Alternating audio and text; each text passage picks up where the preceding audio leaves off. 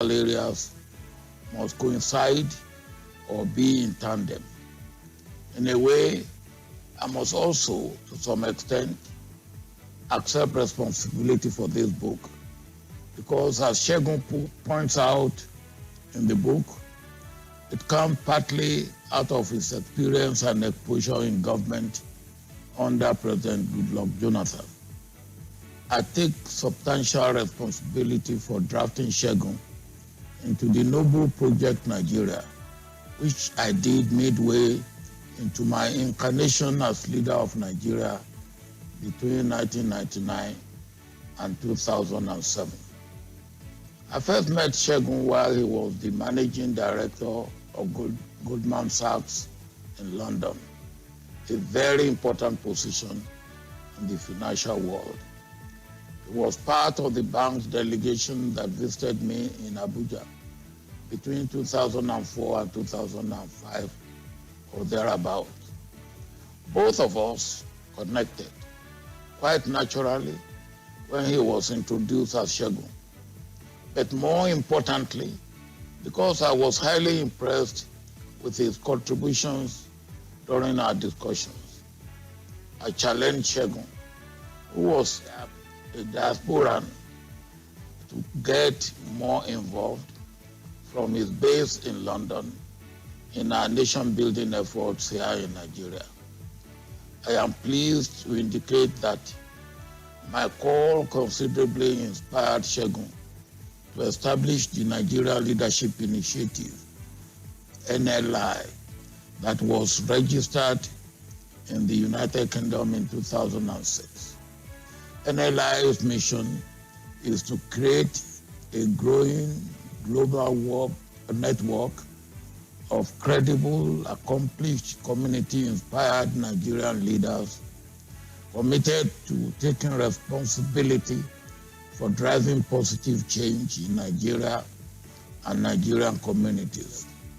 Because of its lofty objectives, NLI attracted the support of many global and international organizations, including the World Bank, which mandated NLI to replicate the initiative in Rwanda. Our administration also invited NLI to conduct a program for members of the government in April 2006. This background explains why in 2010, I gently hinted the then President Jonathan of the need for him to appoint Segun as his financial minister. Not only was Segun appointed Minister of Finance, he was also appointed Chairman of Economic Management Team. Segun was later appointed the Pioneer Minister of Industry, Trade and Investment, MITI. I did not feel let down by Segun's performance in the two portfolios that were assigned to him. I remain proud of him for his performance. Let me make a point here. I always look in and look out for men and women of intelligence, track record of performance, ability, love of Nigeria and humanity, and love and fear of God, and courage with humility and integrity to serve Nigeria. None of them is perfect, nor a saint, but all those that I have so recruited, particularly from the diaspora, have performed creditably well in government. Segun Aganga is one of them.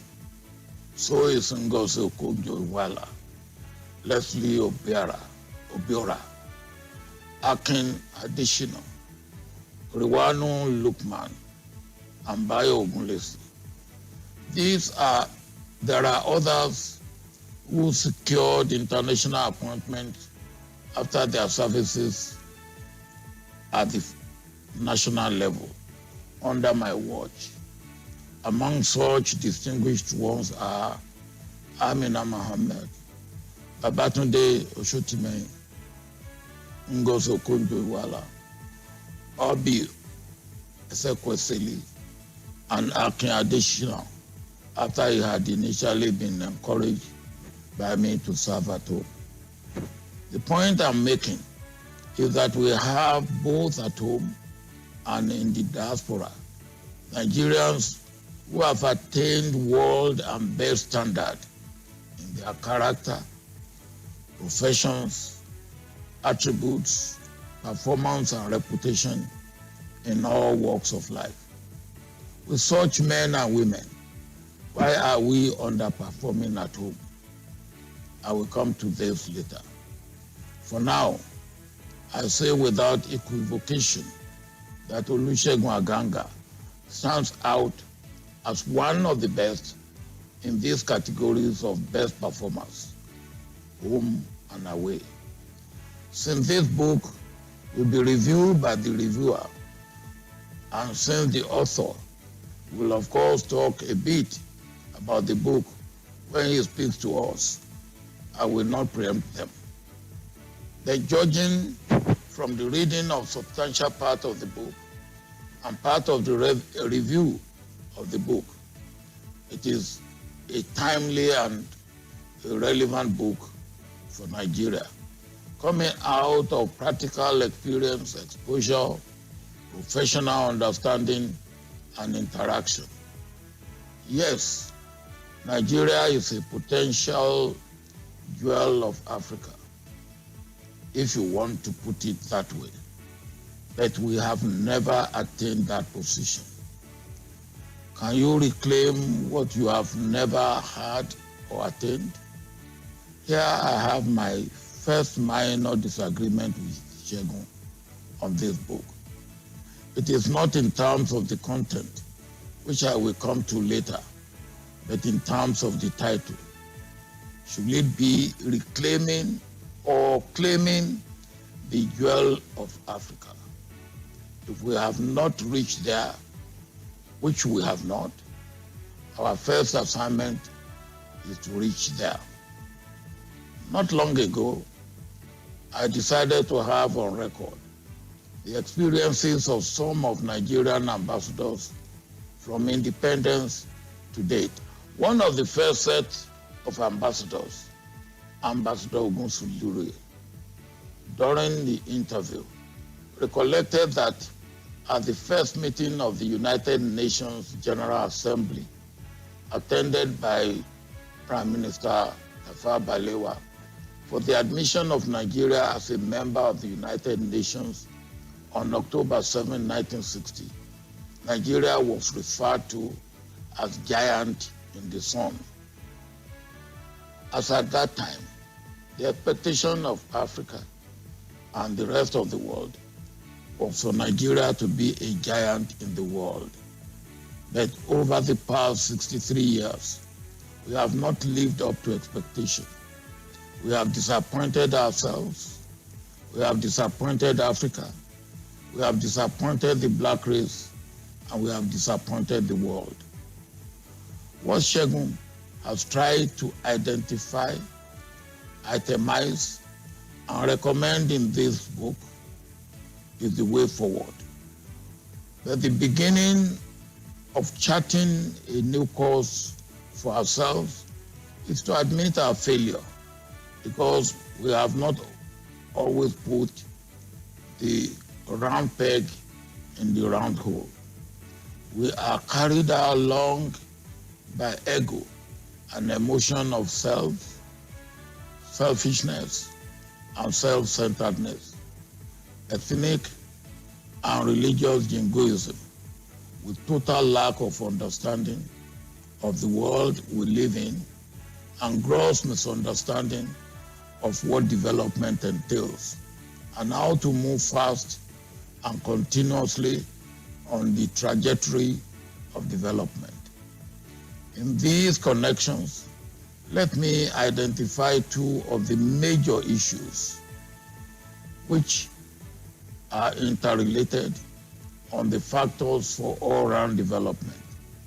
These are peace and security, which we cannot achieve without justice equity, and inclusive society. And telling ourselves that we have not done well on this course recent past in the decade and a half.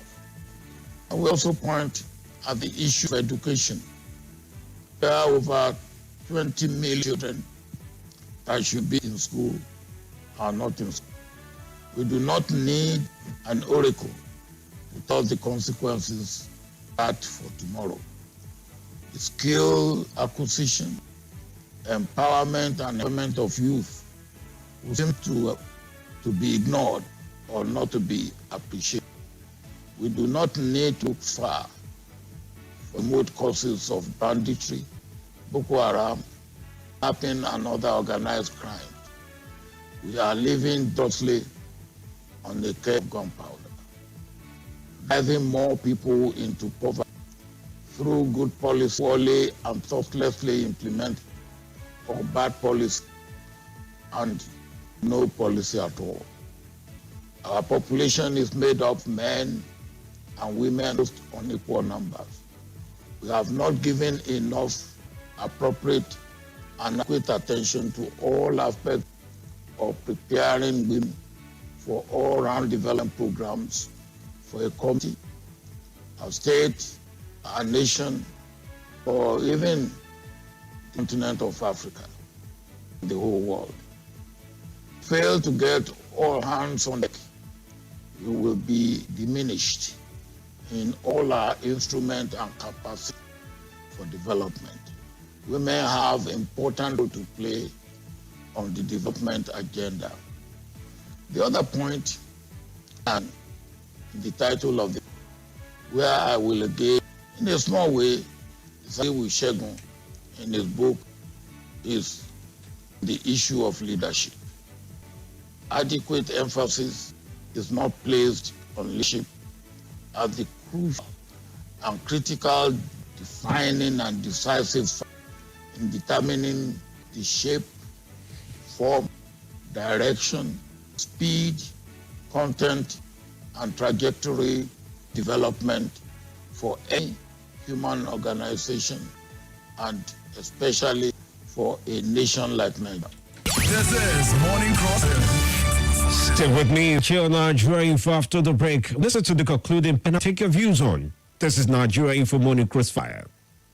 Back to back and back of the biggest store on your number one station for talk, Nigeria Info.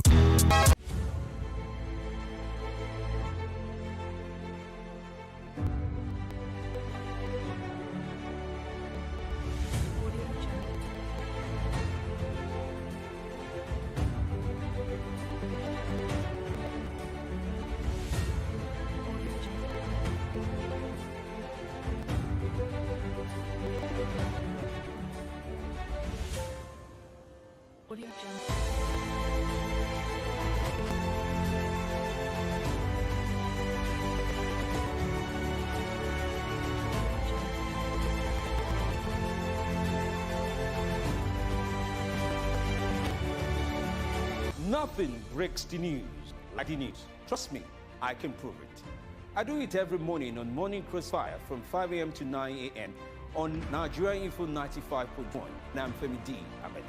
Join the biggest conversation around the national politics every day. The way is trustworthy, full of passion, and yes, covers the biggest politics and the stories that matter to you. See, you have all the reasons to find out what's going on in Nigeria and be a bit differently. Let's talk. That's the way to go, even this morning.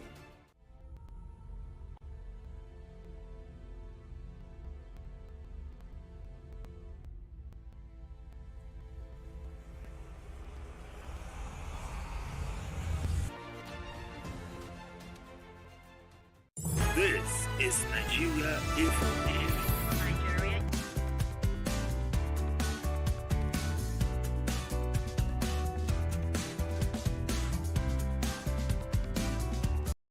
This is Nigeria Info.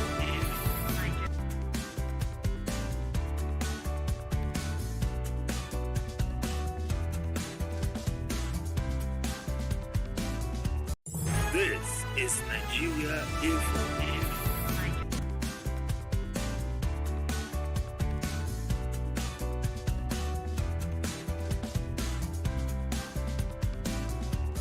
This is Nigeria Info.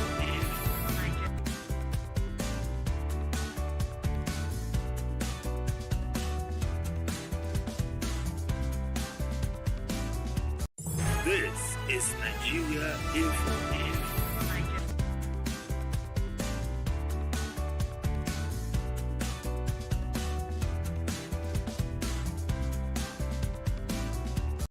This is Nigeria Info.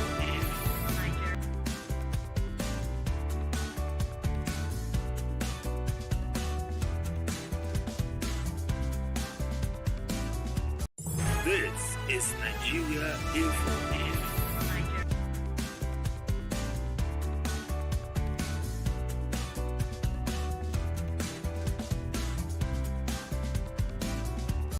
This is Nigeria Info.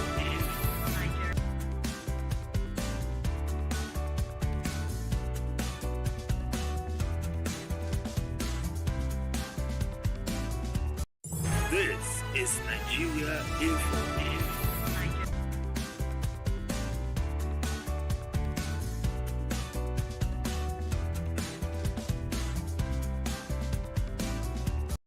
This is Nigeria Info.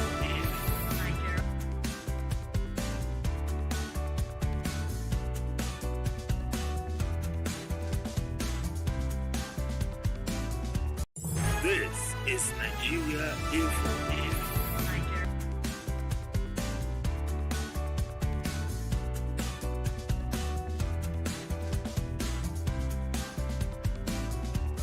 This is Nigeria Info.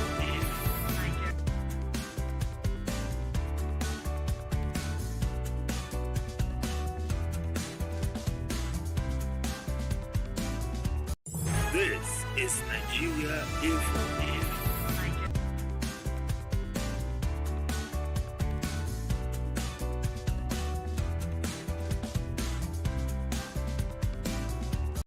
This is Nigeria Info.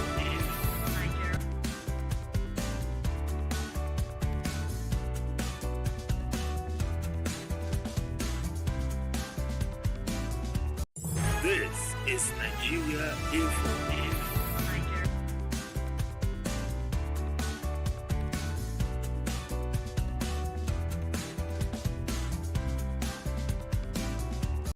This is Nigeria Info.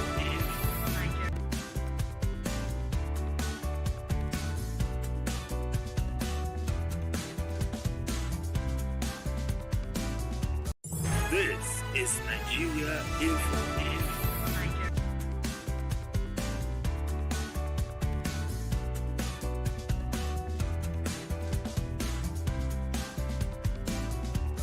This is Nigeria Info.